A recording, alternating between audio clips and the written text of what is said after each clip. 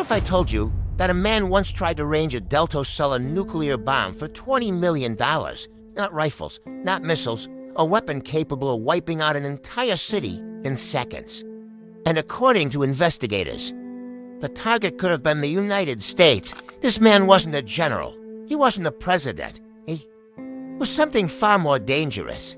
A shadowy arms dealer who controlled a global network of cargo planes, secretly delivering weapons into some of the most dangerous war zones on Earth. For years, intelligence agencies around the world tried to stop him, but he always disappeared.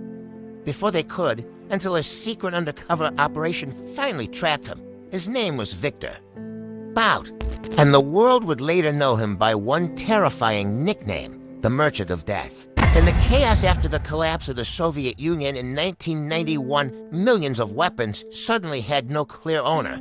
Military stockpiles were abandoned, cargo planes were grounded, and entire logistics networks were left without control.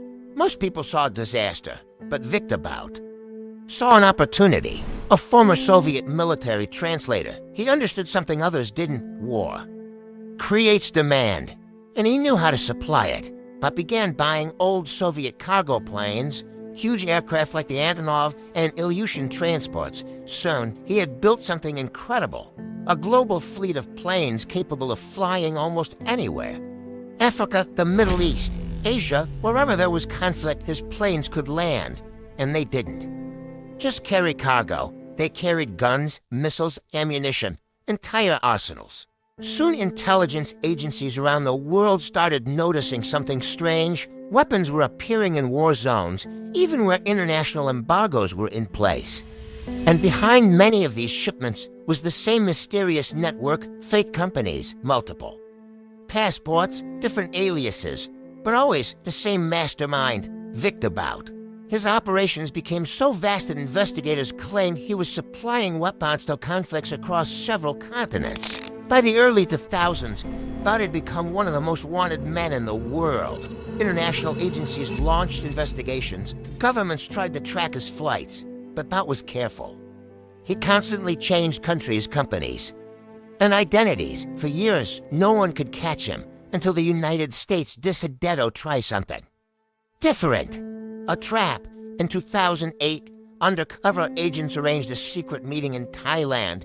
They pretended to be representatives of a rebel group looking to buy weapons, massive quantities, missiles, rifles, explosives. During the meeting, Bout allegedly agreed to the deal. What he didn't know was that the buyers were actually undercover agents. Minutes later, Thai police stormed the room. After decades of operating in the shadows, Viktor Bout was finally arrested. After a long legal battle, Bout was extradited to the United States. In 2011, a court convicted him of conspiring to sell weapons to groups that could be used against Americans. He was sentenced to 25 years in prison for the first time. The man who once controlled a global network of weapons was finally behind bars, but the story of Viktor Bout didn't end there.